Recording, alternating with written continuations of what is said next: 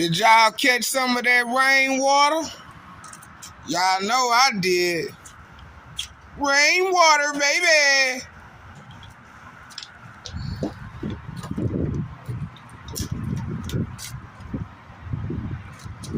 Gotta catch some rainwater every time it rains.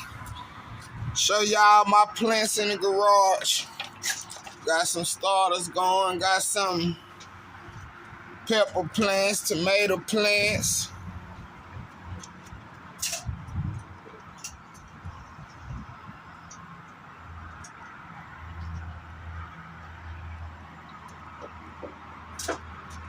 But I really was trying to show y'all all this rainwater. Man, this how I make my plants grow so good. People be asking why my plants look the way they look.